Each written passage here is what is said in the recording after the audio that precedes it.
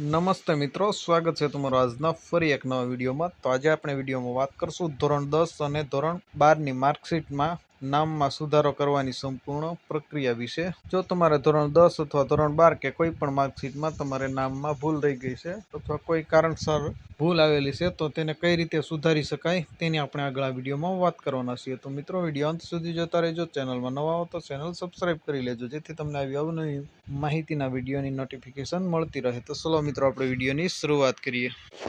તો સૌપ્રથમ મિત્રો, ધોરણ 10 અને 12ની માર્કશીટના નામ સુધારા કરવા માટે સૌપ્રથમ તમારે શાળાનો સંપર્ક કરવાનો છે. માર્કશીટમાં સુધારો કરવા માટે તમારે સીધા ગાંધીનગર બોર્ડની કચેરીએ જવાને બદલે તમે જે શાળામાંથી ધોરણ 10 કે ધોરણ 12 પાસ કર્યું હોય તે શાળાનો સંપર્ક કરવાનો રહેશે. ત્યારબાદ તમારે અરજી ફોર્મ શાળામાંથી અથવા બોર્ડની વેબસાઇટ પરથી નામ સુધારા માટેનું જે ફોર્મ આવે છે તે મેળવી અને ભરવાનું રહેશે. આ ફોર્મ છે તે શાળાના આચાર્યને સહી અને સિક્કા કરાવવા ફરજિયાત હોય છે. આ ફોર્મ ભરાય જાય એટલે આચાર્યને સહી અને સિક્કા કરાવી લેવાના છે તમારે. ત્યાર પછી મિત્રો, તમારે બોર્ડમાં રજૂઆત કરવાની છે. તૈયાર કરેલી અરજી, જરૂરી આધાર પુરાવો અને બોર્ડ દ્વારા નિર્ધારિત કરવામાં આવેલી ફી ડિમાન્ડ ડ્રાફ્ટ કે ચલણ સ્વરૂપે શાળા મારફતે અથવા જાતે ગાંધીનગર બોર્ડની કચેરીએ જમા કરાવવાની રહેશે.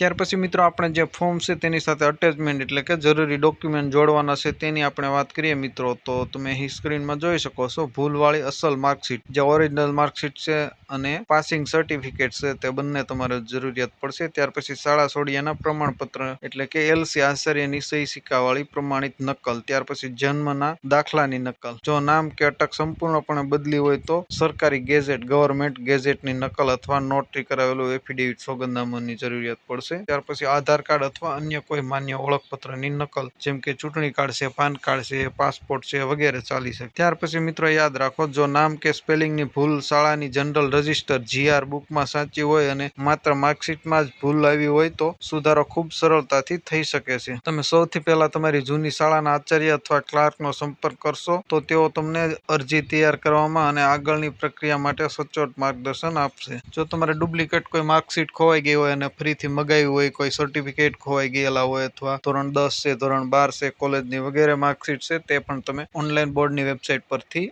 મેળવી શકો છો. તેમાં પણ તમારે અરજી કરવાની હોય છે અને 250 રૂપિયા ભરી અને તમે નવી માર્કશીટ મેળવી શકો છો, જે મેં ઓલરેડી 1-2 વાર મેળવેલી છે અમુક મિત્રોની. તો તમે આવી રીતે કરીને મેળવી શકો છો. તો આશા રાખો આ વિડીયો તમને પસંદ આવ્યો હશે. વિડીયો પસંદ આવ્યો તો વિડીયોને લાઇક, શેર અને ચેનલને સબસ્ક્રાઈબ કરવાનું ભૂલતા નહીં. તમારા કોઈ પ્રશ્ન હોય તો અમને ચોક્કસ કમેન્ટ કરીને જણાવજો. અમે તમારા પ્રશ્નોનો રિપ્લાય આપીશું અને ફરી એક નવા ટોપિકમાં નવા વિડીયો સાથે મળશું. ત્યાં સુધી જય હિન્દ, વંદે માતરમ.